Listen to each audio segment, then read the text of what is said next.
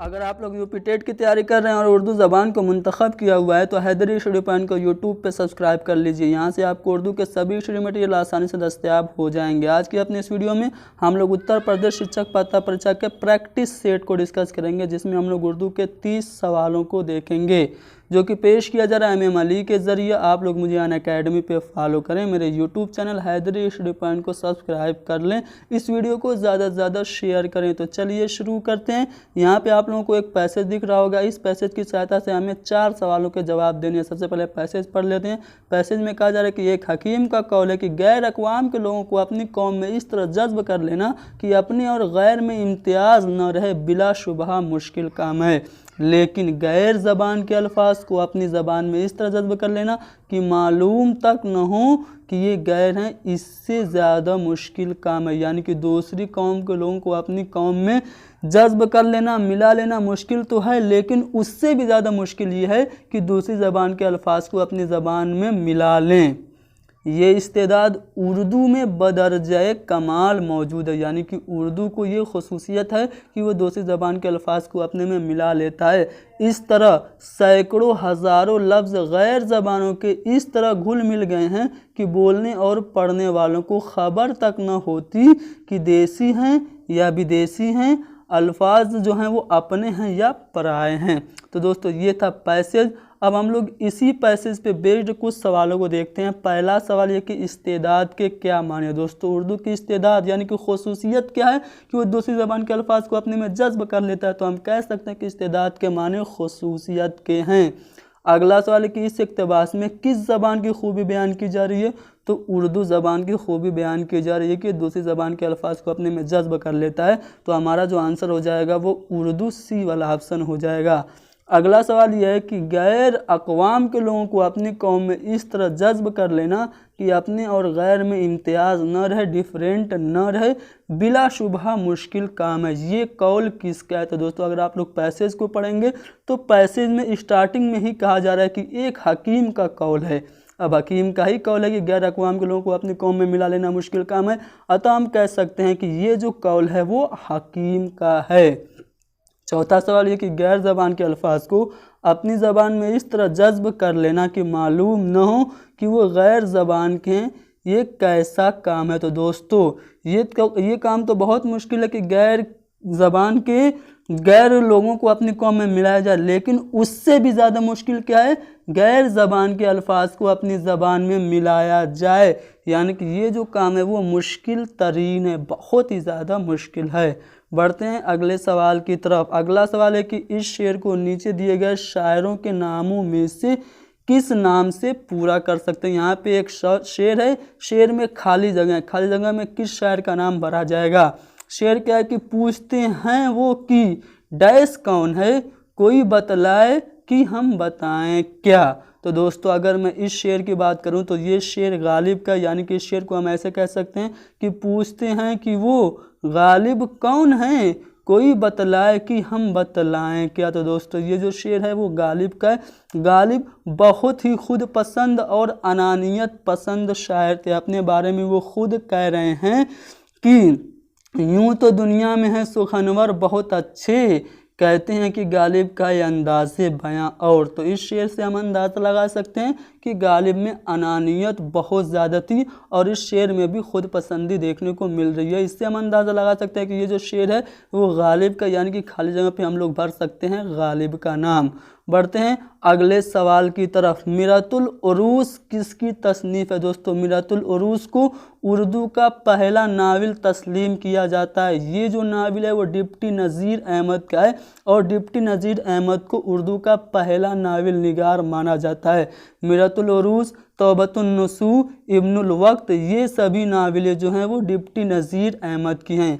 अगला सवाल है कि उर्दू की पहली तनकीदी किताब कौन सी है। दोस्तों उर्दू की पहली जो तनकीदी किताब है वो मुकद्दमा शेर व शायरी है। मुकद्दमा शेर व शायरी किसकी है, ख्वाजा अल्ताफ़ हुसैन हाली की। आब हयात की बात करें तो आब हयात मोहम्मद हुसैन आज़ाद की बहुत ही शाहकार तसनीफ़ है। बढ़ते हैं अगले सवाल की तरफ। गव्वासी किस दौर का मशहूर शायर है। तो दोस्तों जो गव्वासी था वो कुतुब शाही दौर का बहुत ही मशहूर व मारूफ शायर था। अगला सवाल है कि सरापा किस सिनफ़े सुखन का जुज़ है। दोस्तों सरापा की बात करें तो ये मरसिया का जुज़ है। मरसिया लफ्ज़ रेसा से बना है जिसके माने हैं रोना पीटना। आजकल मरसिया के माना है इमाम हुसैन अलैहिस्सलाम और उनके असहाब की मौत पर इजहार गम और अफसोस किया जाए।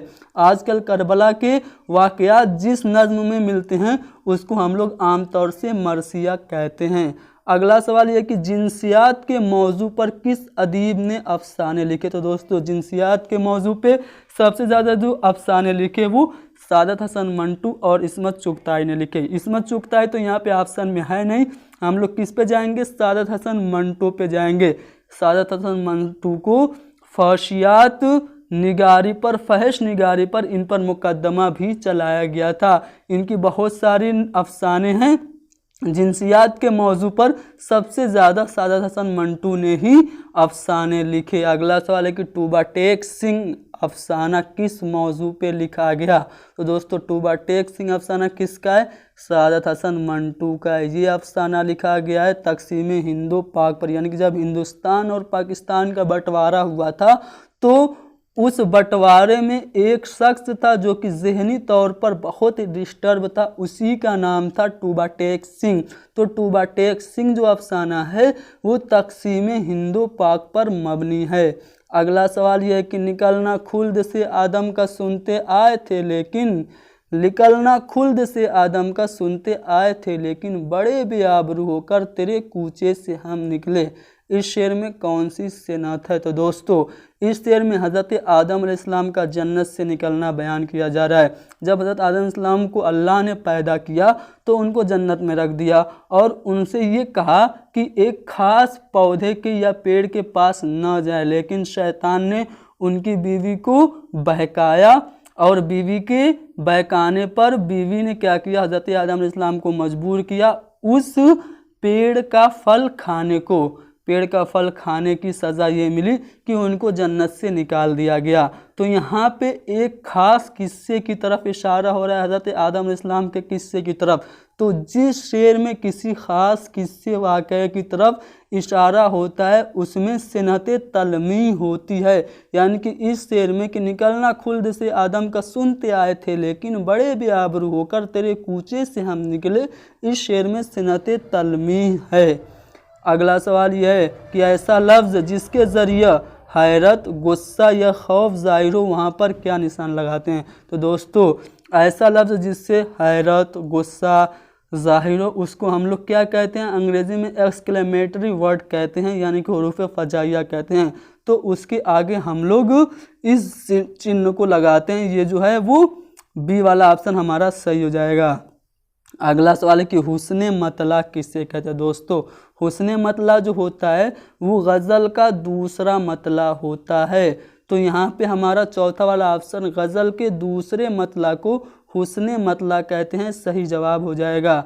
अगला सवाल है कि आबाद की ज़िद बताइए। दोस्तों आबाद का उल्टा, उसका मुतज़ाद क्या होगा, आबाद यानी कि जो बसा हुआ हो और वीरान यानी कि जो उजड़ा हुआ हो। तो आबाद की जो ज़िद हो जाएगी वो वीरान हो जाएगी। अगला सवाल है कि लिखे पढ़े और अनपढ़ दोनों अल्फाज एक दूसरे के क्या हैं, क्या ये वाहिद है एक दूसरे के, हम माना है, मुतजाद हैं या फिर जमा है। तो दोस्तों लिखे पढ़े यानी कि जो आलिम हो और अनपढ़ यानी कि जो जाहिल हो, तो आलिम और जाहिल एक दूसरे के क्या हैं, अपोजिट हैं, मुतजाद हैं। इसलिए हम कह सकते हैं कि लिखे पढ़े और अनपढ़ दोनों अल्फाज एक दूसरे के मुतजाद हैं।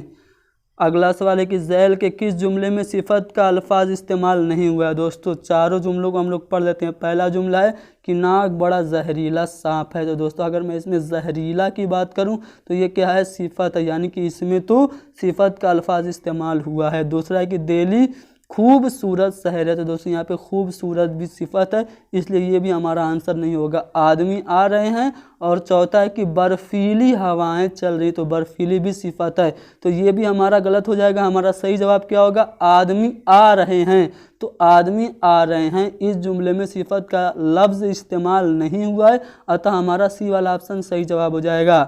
अगला सवाल है कि वो आया मैं गया, इस जुमले में वो कौन सा सिगा, क्या वाहिद है, वाहिद मुतकल्लिम है, वाहिद गायब है, या फिर इनमें से कोई नहीं। तो दोस्तों वो आया यानी कि वाहिद है, लेकिन वो क्या है, मौजूद तो नहीं है ना, गायब है। तो हम कह सकते हैं कि वह आया में वह जो है वो वाहिद गायब है। अगला सवाल है कि जो किसी से बात करे उसे क्या कहते हैं।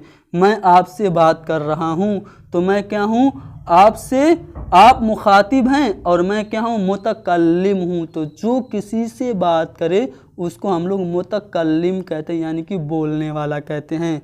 अगला सवाल है कि कुतुब का वाहिद। दोस्तों कुतुब यानी कि किताबें, तो उसका वाहिद क्या हो जाएगा, किताब हो जाएगा। दिल फट जाना मुहावरा है, इसका मतलब क्या दोस्तों, किसी से बहुत ज़्यादा नफरत रहती है तो कहते हैं मेरा दिल फट रहा है, यानी कि अली की कामयाबी देखकर उमर का दिल फट रहा है।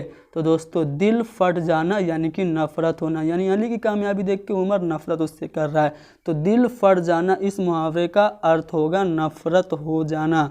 अगला सवाल यह है कि एक उस्ताद के लिए सबसे अहम चीज़ क्या है। अगर आप एक टीचर हैं तो आपके लिए सबसे इम्पोर्टेंट क्या है कि आप क्लासरूम में अनुशासन यानी कि नज़्म ज़ब्त बनाए रखना, ये सबसे ज़्यादा इम्पोर्टेंट है आपके लिए, या फिर वक्त पर दर्जे में पहुंचना यानी कि क्लासरूम में टाइम से पहुंचना ये इम्पोर्टेंट है, या फिर तालिब इल्म की मुश्किलात को दूर करना। तो एक टीचर के लिए सबसे ज़्यादा इम्पोर्टेंट ये है कि वो बच्चों की जो प्रॉब्लम्स है उनको कितना हल कर पा रहा है। तो एक उस्ताद के लिए सबसे अहम है तालिब इल्म की मुश्किलात को दूर करना।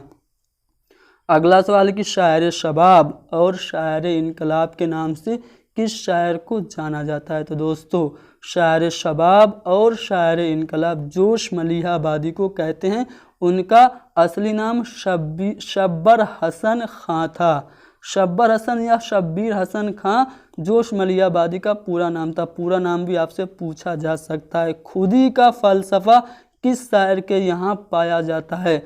दोस्तों एक शेर है कि खुदी को कर बुलंद इतना कि हर तकदीर से पहले, खुदी को कर बुलंद इतना कि हर तकदीर से पहले खुदा बंदे से खुद पूछे बता तेरी रज़ा क्या है। ये शेर किसका है, अल्लामा इकबाल का है, यानी कि खुदी का फ़लसफ़ा अल्लामा इकबाल के यहाँ पाया जाता है।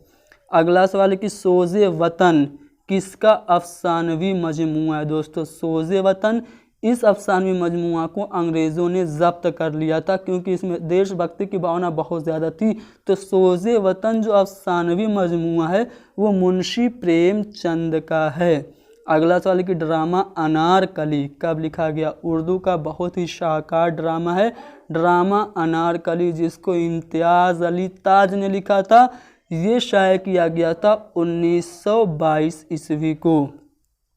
अगला सवाल है कि बाबाए उर्दू किसको कहा जाता है। दोस्तों उर्दू की बहुत सारे खिदमात अंजाम देने की वजह से बाबाए उर्दू लक़ब मौलवी अब्दुल हक को दिया गया। सी वाला ऑप्शन बिलाशुबहा सही जवाब है। आखिरी सवाल यह कि फोर्ट विलियम कॉलेज में गुलिस्तान सादी का उर्दू तर्जुमा किसने किया। दोस्तों शेख सादी की दो मशहूर किताब हैं, गुलिस्तान सादी और बूस्तान सादी। तो गुलिस्तान सादी का उर्दू में तर्जुमा किया गया फोर्ट विलियम कॉलेज में। फोर्ट विलियम कॉलेज की स्थापना कब हुई, 1800 ईस्वी में हुई। कहाँ पे हुई, कलकत्ता में हुई। इसके जो प्रिंसिपल थे वो जॉन गिलक्रिस्ट थे। जॉन गिलक्रिस्ट की फरमाइश पे कुछ मशहूर किताबों का आसान उर्दू ज़बान में तर्जुमा किया गया, जिसमें मीर अमन ने किस्सा चार दुर्वेश का बाग व बहार के नाम से तर्जुमा किया था, और मीर शेर अली अफसोस ने गुलिस्तान सादी का उर्दू में तर्जुमा किया था। तो फोर्ट विलियम कॉलेज में गुलिस्तान सादी का तर्जुमा मीर शेर अली अफसोस ने किया था। तो दोस्तों यहाँ पे हमने डिस्कस किया कुछ बहुत ही इम्पोर्टेंट उर्दू के सवालात, जिसमें कि ज़्यादातर सवालात जो थे वो यूपी टेट में पूछे गए थे। इससे आपको अंदाज़ा हो जाएगा कि यूपी टेट में कैसे सवालात देखने को मिलते हैं। आज के लिए इतना ही, बस मिलते हैं अगले लेसन में।